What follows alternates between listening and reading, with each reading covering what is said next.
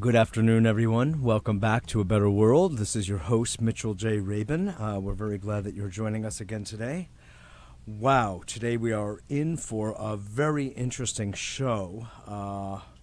Any of you who believe that timing is important in life, be it in business or romance or politics, wherever you look, if you think that timing is, as they say, 10/10ths of the law, you'll want to hear this show because we have with us the research director of the Foundation for the Study of Cycles, Richard Mogey, who has a distinguished career in the study of cycles and in economics, as well as actually a number of other things.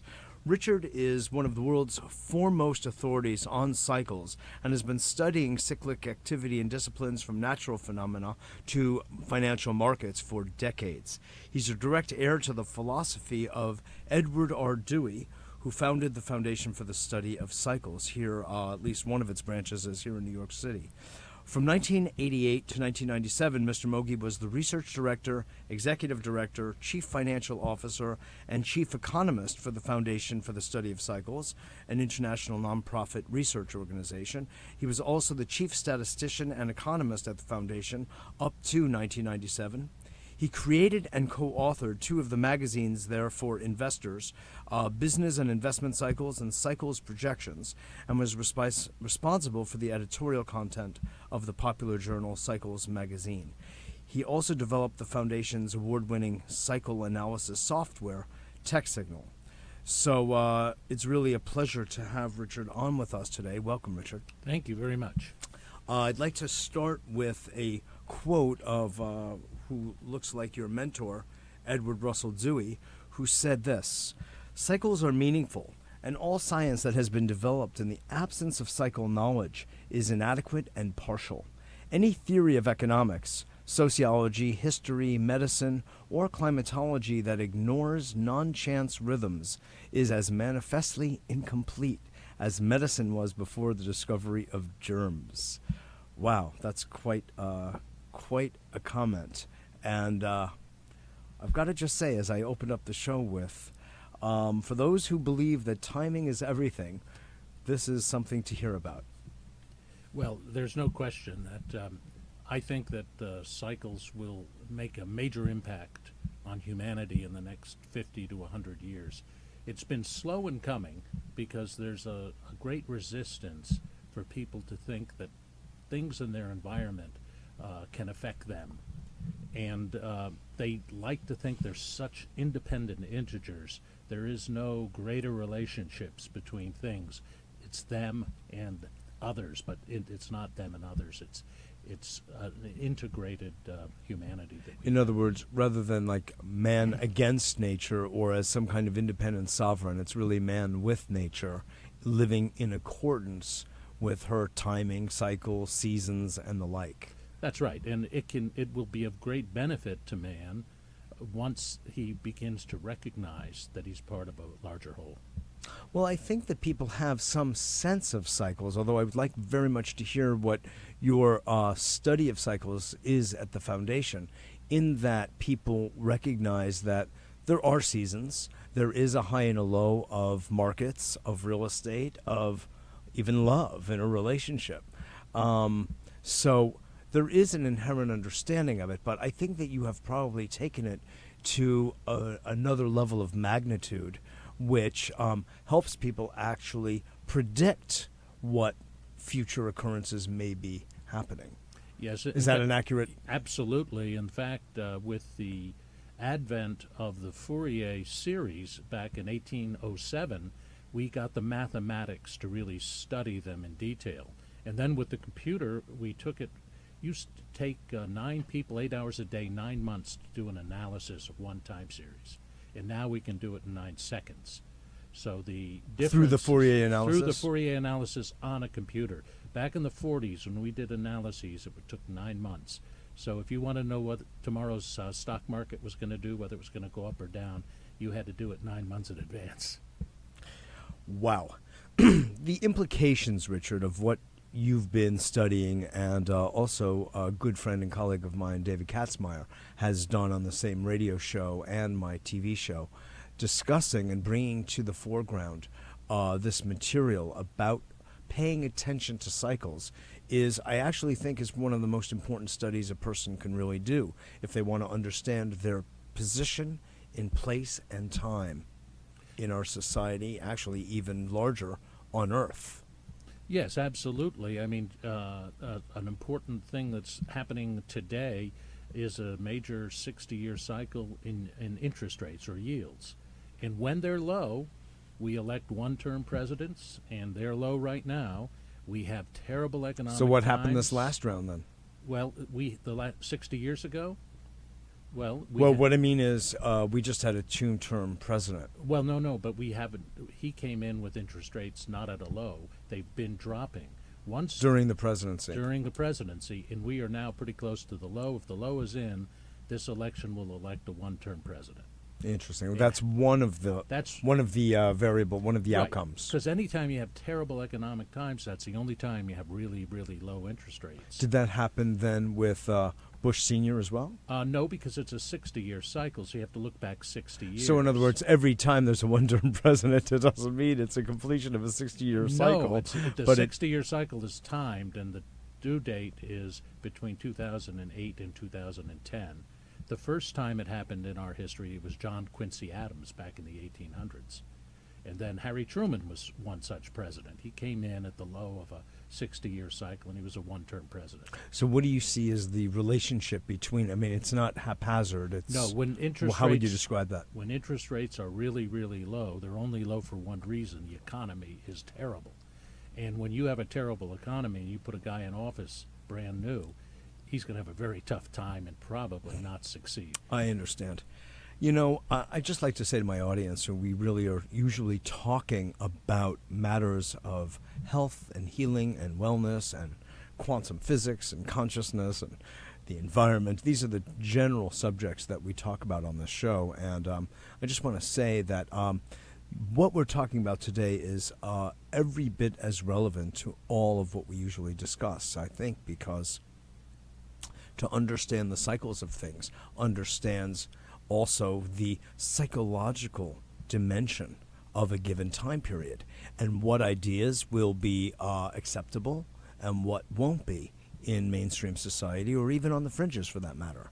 So I think it just bears direct relevance to anyone's life who wants to be in accord with, as we say in Chinese, the Tao, distinct from against the flow of nature.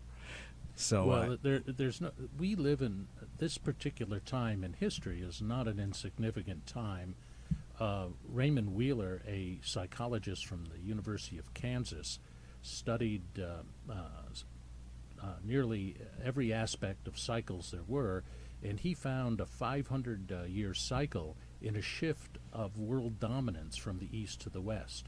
And in the 1980s, the shift that began with the West in the Renaissance is shifting to the East.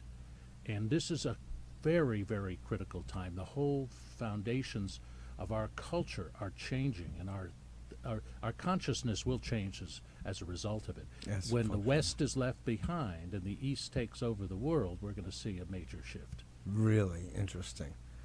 I mean, will we all become Taoists or what?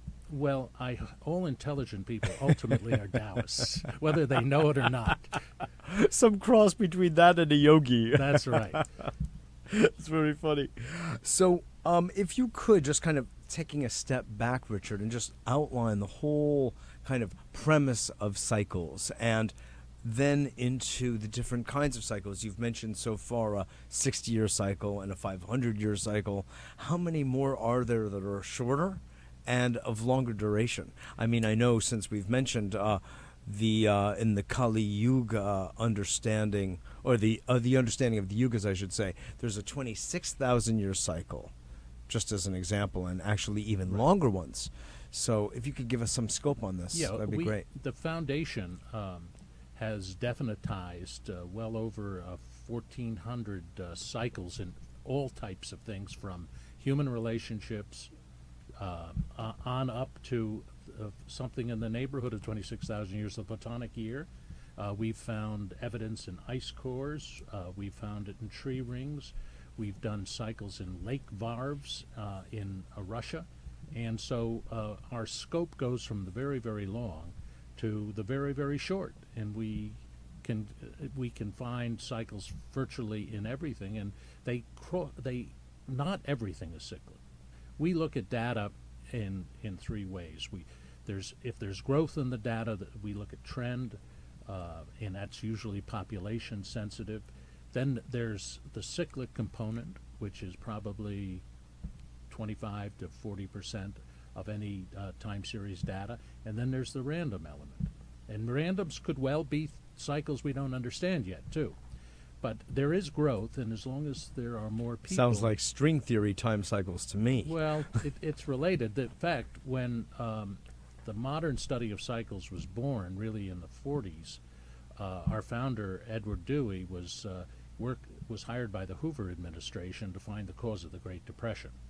And it led him to cycles. He said, hey, wait a minute, this has happened many times. Maybe not just like it was in the 30s. You mean he just didn't say the Federal Reserve Bank? No. An act? No, well, they've blown it since they were founded. But the fact is... I'm just playing with you.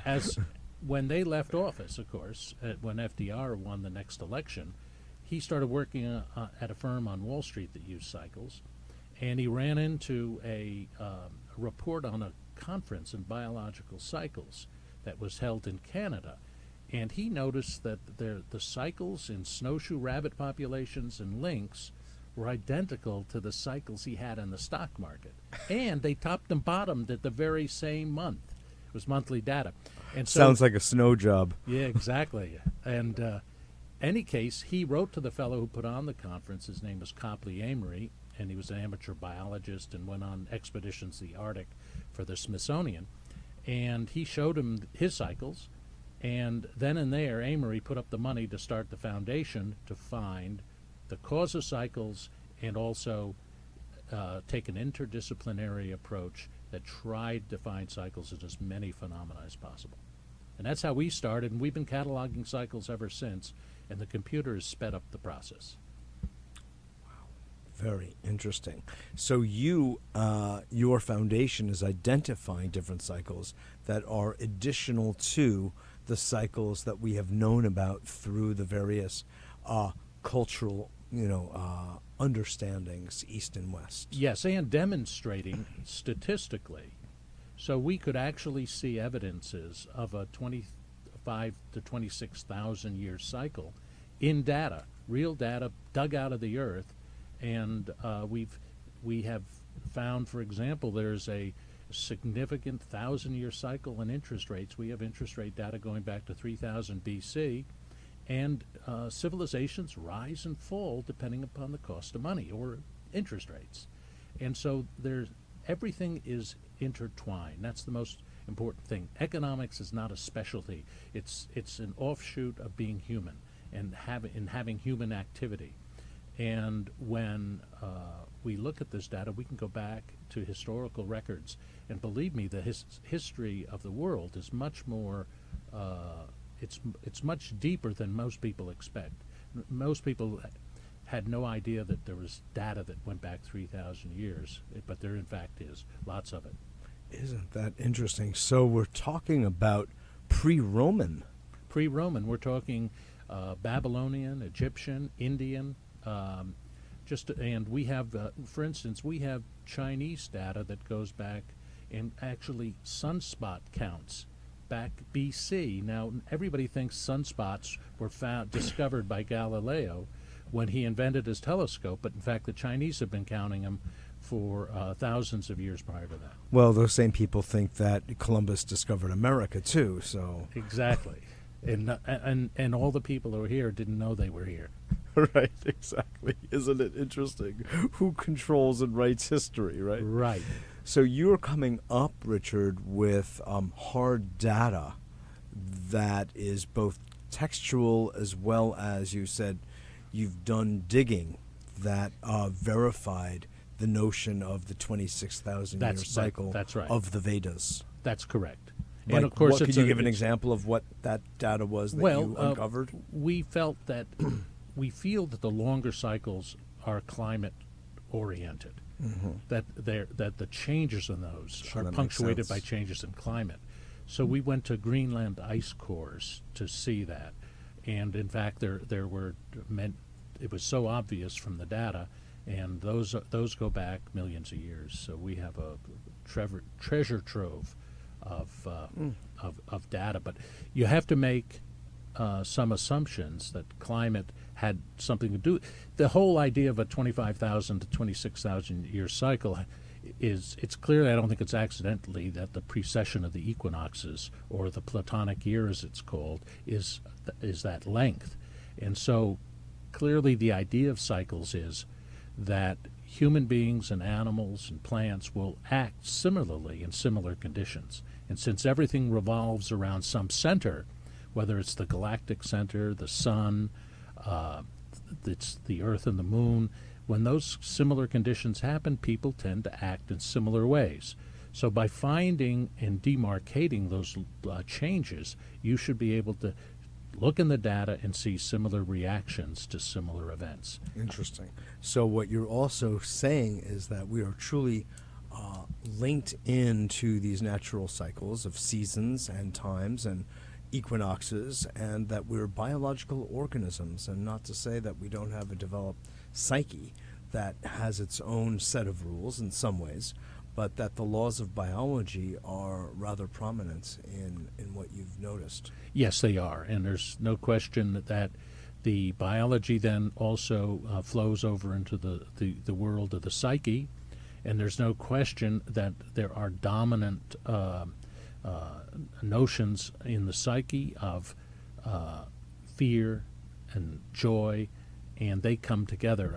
Plato, in one of his dialogues, said that here below, pleasure and pain always come together. They're tethered on the end of one string, and if you get the other, you'll soon have the other. And we notice that, for instance, people, if they That's the Greek way of saying there's yin and there's yang. Yeah, exactly. I mean, any intelligent people have figured that out. But the fact is that people, if things are really going well, they start getting worried. Oh, nothing can be this good. I mean, how can you even say that? I mean, but that's part of the psyche. Well, that's part of the reptilian brain for sure. Yes, exactly. And so what happens is that when things start going really, really good, or the market is going up and up and up, then people start worrying, and then they start selling, or getting depressed. And so there's an important rhythm of highs and lows in the psyche, and I think it's reflected in the nature of reality. It's like night and day. There's so many dualities, but there is always a higher synthesis that people have to keep their eye on, and that's what we in the world of cycles want to get people, so they can transcend the dualities. Now, it all raises a really interesting question. On the one hand, there are, since we've embarked on the question of the psyche, before we get into some more nitty-gritty economic forecasts and political forecasts, which I would love to do, is to just look at this interface between a person's own will and their commitment to accomplishing something, even when cycles perhaps are suggesting that that is not the optimal time to accomplish said deed, but they do it anyway. Are you suggesting that it is still possible to accomplish that? It's just they'll have more obstacles to overcome? Yeah, people should never not do something just because of cycles. But they should know that when the cycles are with you, that, it's like Shakespeare's great quote, that there's a tide in the affairs of man, Yes. and when you ride that tide, you ride it to good fortune. I'm paraphrasing. Yes. And when things are going your way, it's better to have the cycles on, but never not do something because it's not precisely the right time. I think you've inspired me to say what might be a new phrase for TV and film. May the cycles be with you. Yes. It's interesting. So what you will do is get the support of nature, so to speak, and time and cycles when you are in accordance with them, and certain emotional, physical, spiritual tides are high, or have that much more resistance to the accomplishment of a set goal. Yes, and of course, is that a fair way? Yes, of putting and it? the more spiritual and the more emotional and the more psychic, in the sense of psyche realm, the more you can go your own way. But the more mundane you get, the worse it gets. Don't fight the cycles in the mundane realm. Don't be going out and trying to sell real estate at the bottom. Sell it at the top. I see, sure. However, just to make a point, a finer point on this, that if someone is relatively inwardly free of the usual belief systems of a given culture or society and time period, even under those more mundane circumstances, he or she may be able to sell that real estate at a higher price and fetch that when times are down. Yeah, there's no question about that. It's all ultimately going to come down to you as the individual person, and when you're there, you're there. This is a very important point. Otherwise, people feel that they are caught in the tide as being at the effect of time cycles, as opposed to it being a wave, as you're suggesting, that can be ridden to greater effect instead of being at the affect. Yeah, and it's like if you're planning a picnic, don't go out when it rains. So go out when the sun is shining, and that's the best time. There we go. But it doesn't mean you can't have a picnic in the rain. Just bring a strong umbrella. Right. Okay. Excellent. So, if you would, just what are the main time cycles that your foundation has identified, and what are the main ones that you have identified over time? The one that seems to have the most impact, the longest one we look at that still has impact, is a 500-year cycle. And then the next most important is about a 180-year cycle. And they all manifest in terms of climate. And we're getting to the top of a 180-year cycle in climate. And we see changes in solar activity. We see changes in global temperatures. And those will be changing. And so the next smallest cycle of any significance is around 59 to 60 years. And then there are important cycles. When you just go back to the 180 degree year one, excuse me, I'm thinking about temperatures. Does that accord with your understanding of what's described as global warming, or is this a unique phenomenon, or have we seen temperatures 180 years ago be equal to what it is we're dealing with now? Well, there's yes, we have seen much warmer temperatures. They're not always as warm as this are, but they've been warmer in the past, too. There's two parts. Of course, there's the human part, and there is the actual global mechanisms that go on. And one of the most important parts is solar activity. We think that dominates global warming, not human activity. The human activity exacerbates it. But I would be very surprised if it doesn't cool in the next 30 years, not warm, despite human activity. And that's due to the length of the sunspot cycle. When we had a time on the planet where we had about 180 years ago, maybe a little longer than that, where we had what they call the Little Ice Age. Pilgrims came over, and sunspots were literally non-existent for 50 years. And, we get sunspot counts of 80 sometimes. So That's really a significant change. And the distance between, that is the time between solar maximas, that is when you get the highest number of spots, which is about every 11 years, stretches out.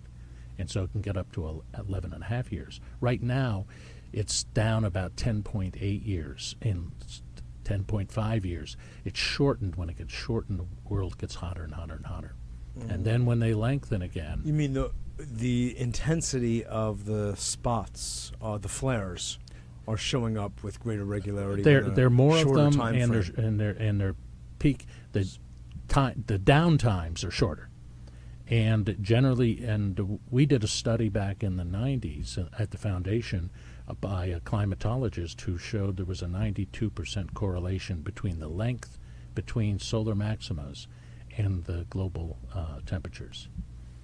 But that means there's 8% that's probably man related. What percent? 8%. 8%. That significant. Accords with something I think as well, not just my own observations and subjective sensing. Right. I've been thinking it's between 8 and 10%. And right 7 now, 10%. Sunspots have nearly disappeared.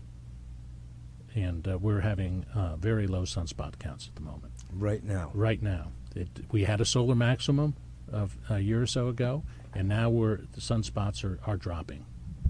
And but we don't expect a little ice age. We do not. No, not at this point. That's a much longer cycle. But there was the time in the period of Napoleon when he went to Russia and got snowed out. And that, again, was a time in which there were long periods between solar maximas. So these are some of the cycles we look at. We try to get the biggest picture we can and then work down to the small time You know frame. what I think?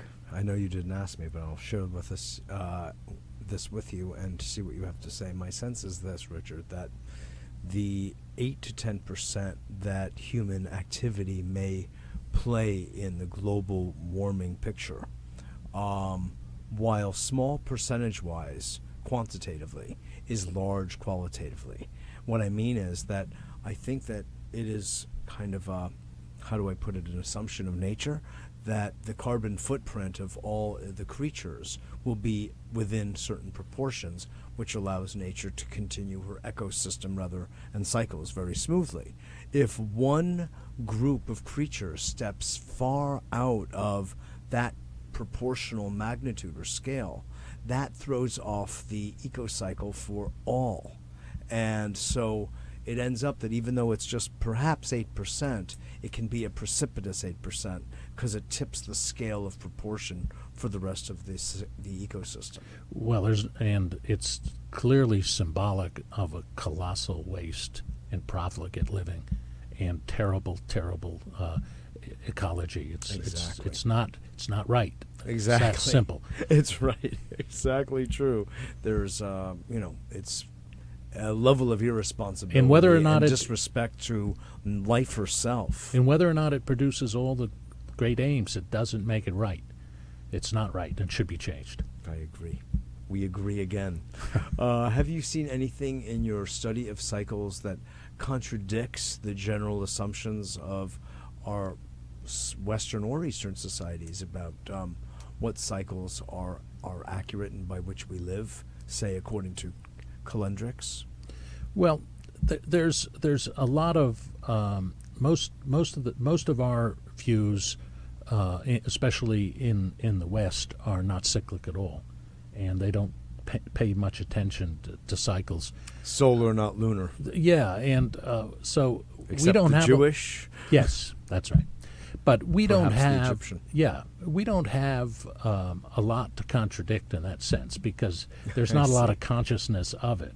The foundation is working on a project that for the first time really looks in depth at the menstrual cycle, which is a really important cycle and how it affects women and then ultimately men and ultimately civilization. And we have How interesting. new research director who's really mapped out in detail how women feel psychologically on every day of their period. And we're being funded now to study this at many group homes, and we found that that often incarcerations of women are related to the menstrual cycles when that happens. So there's all kinds of possible valuable information out there for women just on menstrual cycles alone. And no one's ever done work on that. Oh, really neglected. It's neglected, and what could be a more ubiquitous a cycle for more than 50% of human beings? Yeah, well, we live in this oddly puritanical society where presidents get impeached for having a little sexual activity but can bomb nations and be left totally alone. To me, this is expressive of a society that is really off base and confused. So anything that touches upon the sexual domain, even something as menstruation, is going to be marginalized and therefore not properly studied and given its proper place in the larger understanding of society and behavior in society. And I mean, any attempt to understand the psyche in any integrated way has been summarily repressed, I think, by medical authorities. Truly, truly. We live in this kind of whitewashed society through media and everything else, and this is one of the few venues where we can actually say what we really mean and how we really feel and what we really see as what's going on the planet, basically. Yeah, and from a cyclic point of view, we do think that the truth will set people free once they understand it. Absolutely. Let me just inform everyone that we are in dialogue, very rich dialogue at that, with Richard Mogey, who is the research director of the Foundation for the Study of Cycles and is one of the foremost authorities in the world, really, on cycles. He's been studying it for decades and has been part of the Foundation for the Study of Cycles for literally decades, is an author, chief statistician, and economist there, and has given talks and lectures at business schools and even the Russian Academy of Sciences. How interesting that you would have been brought into the Academy of Sciences. Yeah, so that was a very famous Russian economist who named Nikolai Kondratiev, who's famous for his long wave. It's a cycle of about 60 years. It was on his 100th birthday that I was invited to give a talk what an honor. In Moscow. Yes, it was. And so I went over there and addressed the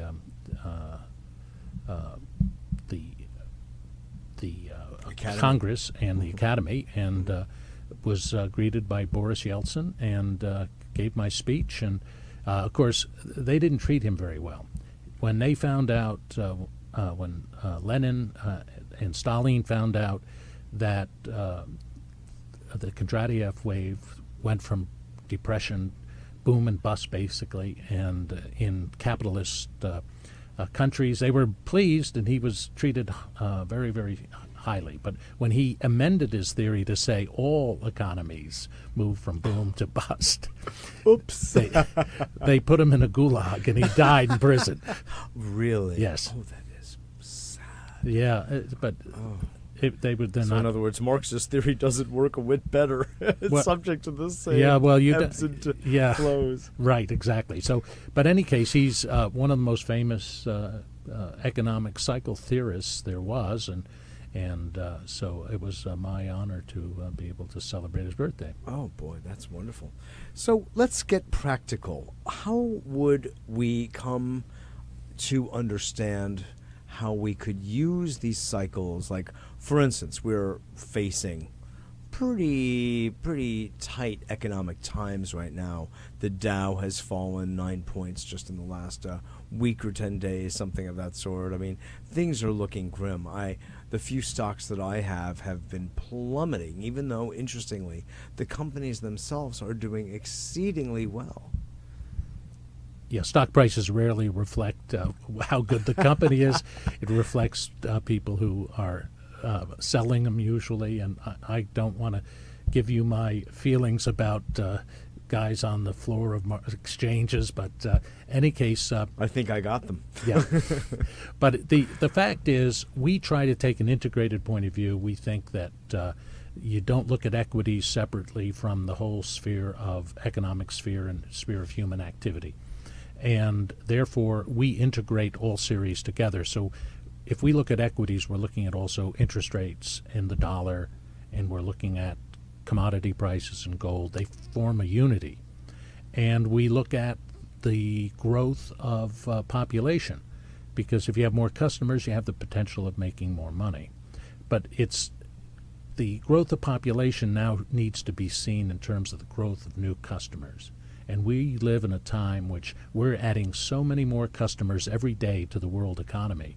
Now that India and China have really gotten serious about developing their own economies, and they're competing for commodity prices, so we think commodity prices will stay quite high as long as there is this new demand. We have added so much demand in the world.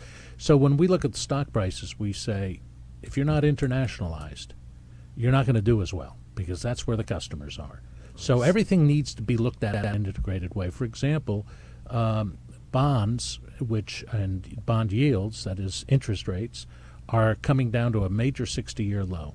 The last time we had it was after the Great Depression, and prior to that was back in the 1880s. So every 60 years we have these lows. We had a major high in 1920 and a major high in 1980. And when that happens, we have bad economic times, but there's opportunities to develop. So we have what we call an asset clock, basically, based on cycles. Say, when do you buy real estate? When do you buy stocks? When do you buy gold? When do you have your portfolio rich in natural resources? So all of these fit into that asset clock. And that's how we approach it. We don't look at one separate series at all. For instance, we do a sophisticated mathematical analysis of stock prices. But once that's done, we look at the biggest picture we can, because if you're right on the big picture, you're going to be right. It's when you get your half little short term and your half long term that it doesn't work well. So from that point of view, are people in the stock market right now in the wrong place? Are people that are in real estate in the right or wrong place? These are big generalizations, that I'm making, but I'm just trying to take the temperature of where the cycles are right now. I know you say that interest rates are at an all-time low.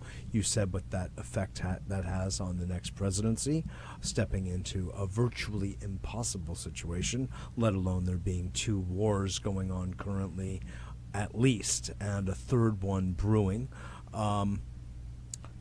What are the implications for those who are fairly deep in the stock market? Well, I think that you should be primarily in international stocks, and not. And we're concerned about India and China at the moment because of risk, but we think Russian stocks. We're looking at countries basically with a lot of natural resources. So we like Brazil and Russia, and despite what has, even though there's negatives to the environment in Brazil, but looking at it from a equities point of view, the investments there in Brazil, Australia, Canada, Russia, all rich in natural resources, are going to be significant. If you're going to invest in this country domestically, we like fertilizer companies. You're going to need to grow a lot of stuff, and whether or not I prefer everybody to be an organic farmer, but that's not going to happen. So fertilizer companies are great investments. Stay away from financials. And when we speak of real estate, Financials, you mean like like Wall Goldman Street. Sachs? Well, no comment. Okay, but as But an example, stay you're away talking about from brokerage, banks, things like this. But the fact is that, like real estate, for example, you have to. I always say before I talk about real estate, I'm talking about real estate for investment, not your home. And if you're talking about real estate for an investment, we're close to a major low in real estate. And generally speaking, what you want to do is buy real estate for investment in a recession. And the next recession that comes along would be one of the greatest buys in real estate in probably 50 years. And when do you think that is? Soon, unfortunately. Some think it's already begun. Yeah, I wouldn't be surprised. We definitely have slowed, and we could really, I think, by the fall begin to see the more signs of recession. What defines recession? Is well, it a state of mind? What is it? technically, the National Bureau of Economic Research defines a recession. It's a complicated formula, and it usually, a lot of people say it's two negative quarters of GDP, but it's not just that. But they always tell you you're in a recession just when it's ending. So it's never early. Because the data's revised so much, they have to wait. And any case, they'll tell us. They don't really know what it is. Well, it's such an artificial measuring stick. Well, there's no direct measures, and the measures change. And different presidents, for instance, when Jimmy Carter was president, he decided to exclude food and energy from core inflation. And of course, what do most people spend their money on? Food and energy. So, the fact is. Economists, how statistics can lie. Yeah, exactly. And economists, are notorious, and statisticians are notorious. But the real fact is, when less people are working, and things cost more, things aren't going well. That's true. And that's what's happening right now. And I would say, just as you're coming out of a recession, buy real estate for investment, and don't buy stocks. I'm only 10% invested in domestic equities, 35% in international equities, and mostly I'm natural resource based at this point.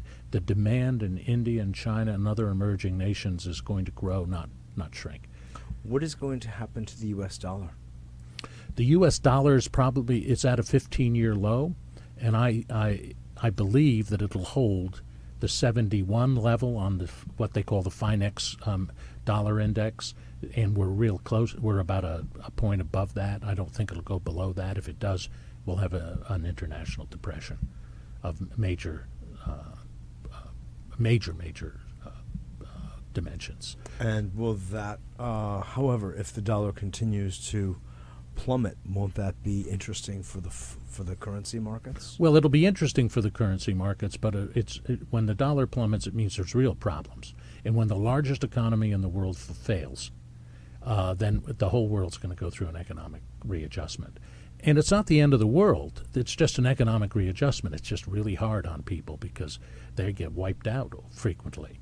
But once it's over, we'll start a new cycle, and when that cycle starts, it'll be it'll be close to a golden age for mankind. The next 30 years, things are going to get extremely better once we get rid of the trouble. Beginning when? I'd say beginning in 2014 to 15. So between now, you're forecasting 2008 and 2014-15. There's some kind of a rocky road. Yes, and we call them economic readjustments.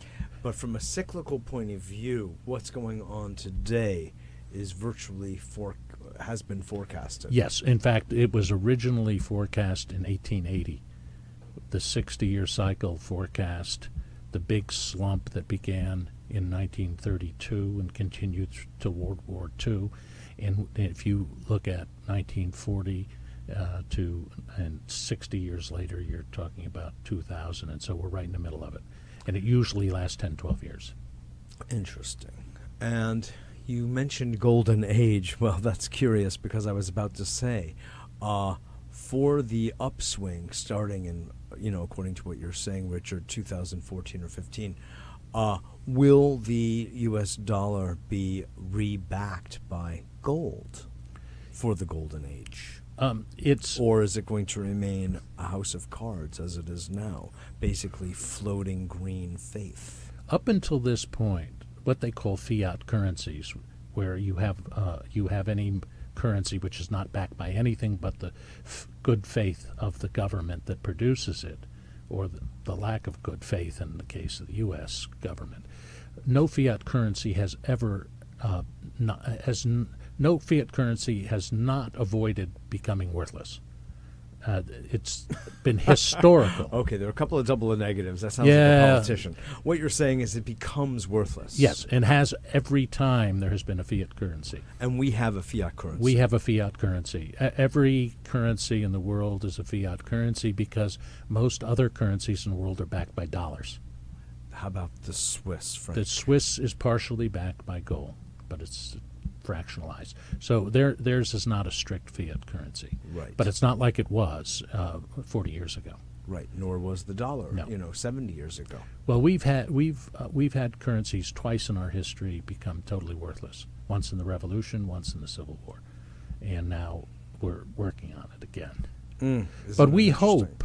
Is it a function of being a fiat currency distinct from being gold-based? No, it's a function of human beings who, when they have ultimate control, they'll ultimately get out of control. And that's what our government is doing right at the moment. They're spending like the proverbial drunk. No, I don't want to give sailors a bad name. Isn't it curious that this government, this administration, has spent more money than any other prior administration that I know of? Maybe I can't count well, but it never seems to become a political football. Billions, and actually at this point trillions of dollars spent on armaments and other, related interests like Halliburton and other, interesting, corporations that have the interests of the heads of state involved. When two muddy kids go in front of their mother, one kid isn't going to call the other one muddy. And that's the problem.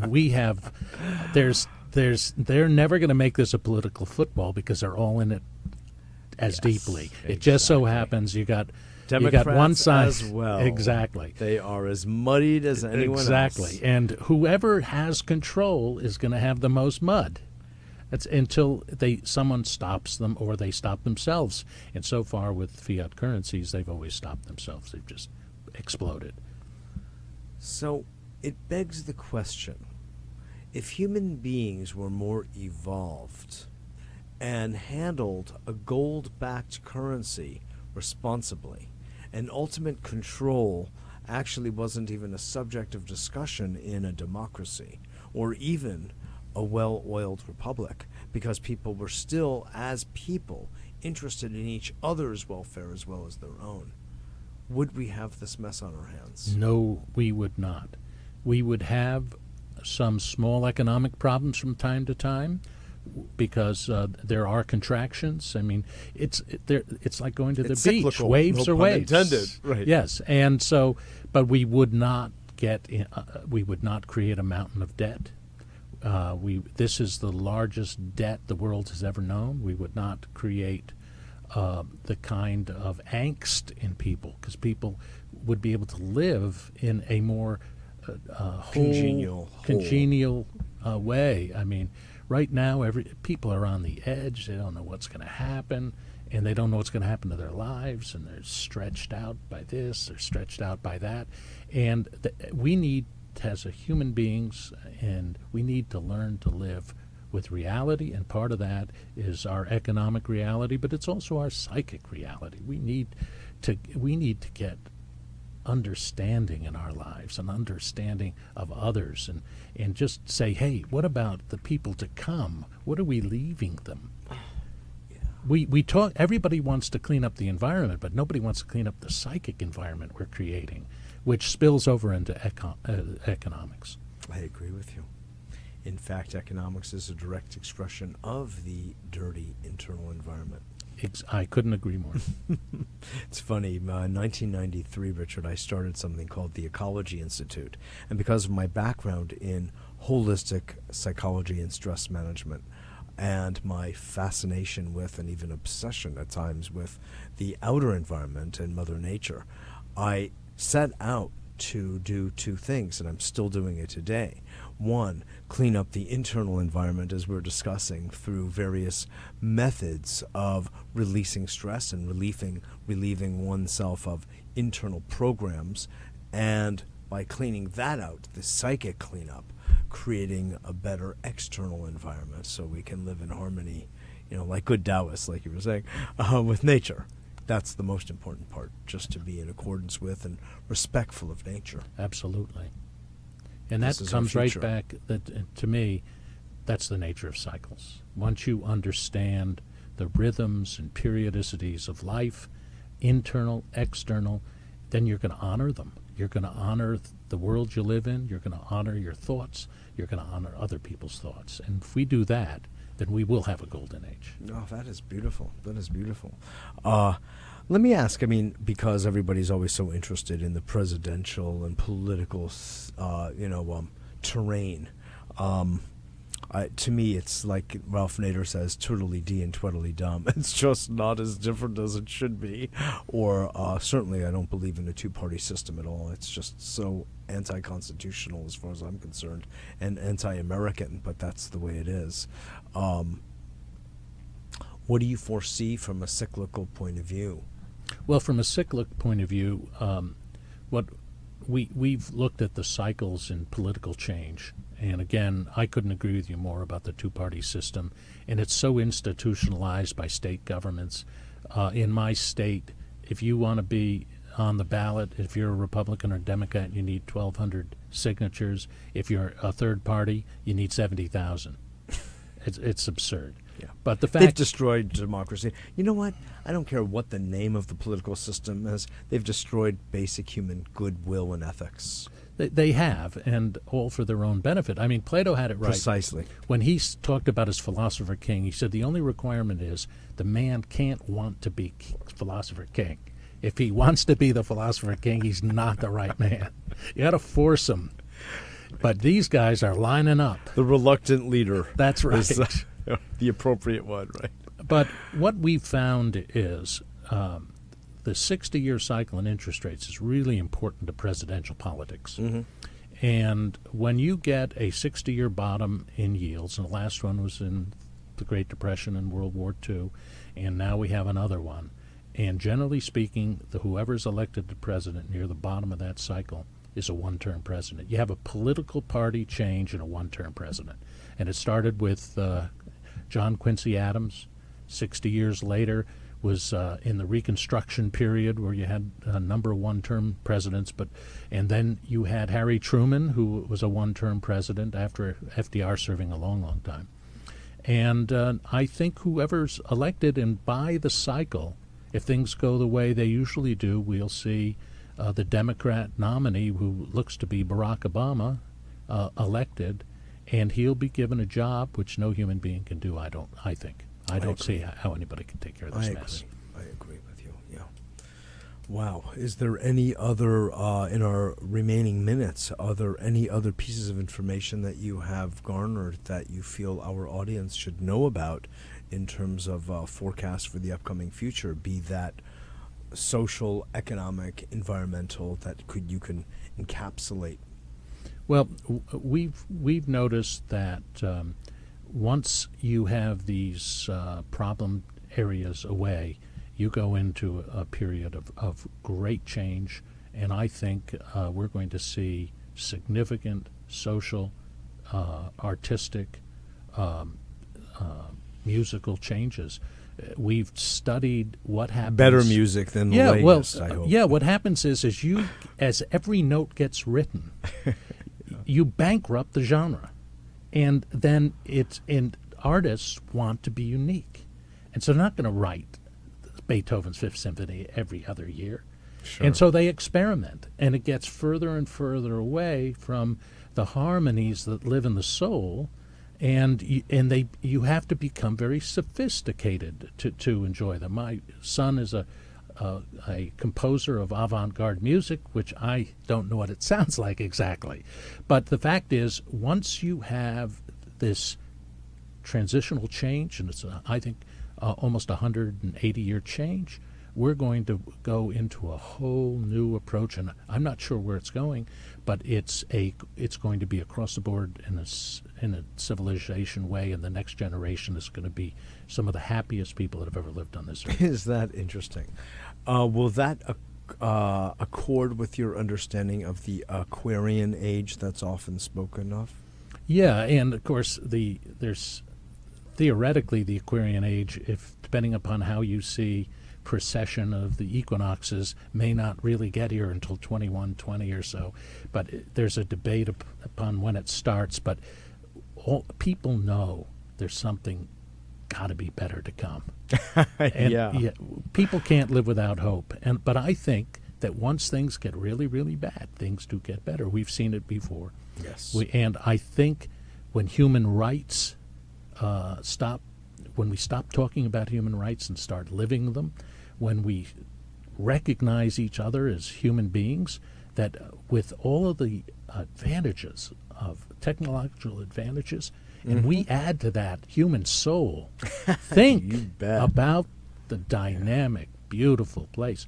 And the word love could really turn into some real magic meaning. Yeah. And that's a special thing, and I can't wait for the future and hope to be reborn.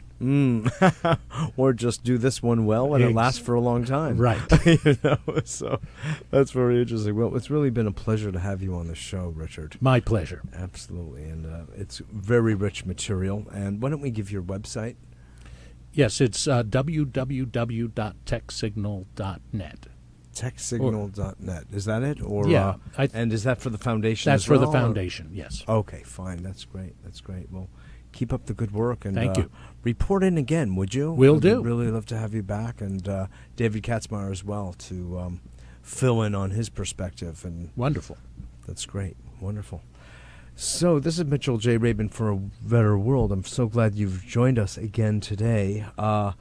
We are going to be carrying on with classes in total biology coming up in November, and we're beginning to take phone calls and registrations for it now. So I've spoken with you about this on a number of occasions. It has to do with the reviewing of the emotional conflicts that underlie physical illness, and it's not unrelated to all that we were just talking about for this past hour of the role of psyche in body, because ultimately the body is a printout of the psyche, and when we get clear about that, we can clear our minds, clear our souls really, and have physically healthy bodies, whether it's in the physical body, the body politic, or Mother Nature herself. So anyone who is interested in that, please contact us and go to our website at www.abetterworld.net. Also come and join our newsletter. We have lots of fun on it. We make announcements of events and lectures and other interesting events occurring in generally the New York area, but not at all limited to. And interestingly, in order to get a leg up both health-wise through something very fun called Healthy Dark Chocolate, and economically, we'll be having a little gathering downtown in the next couple of weeks. If interested in that entrepreneurial enterprise, please contact us again at www.abetterworld.net and just go to contact us. So with that, my dear friends, thanks for joining us. This is Mitchell J. Rabin for A Better World, and I look forward to speaking with you all next week. Next week, by the way, we will have Dr. Joe Dispenza on from What the Bleep Do We Know?, the wonderful film that helped to bring consciousness and quantum physics to the foreground, and we'll be speaking about Joe's new book called Evolve Your Brain. Thanks so much for joining us, and see you next week.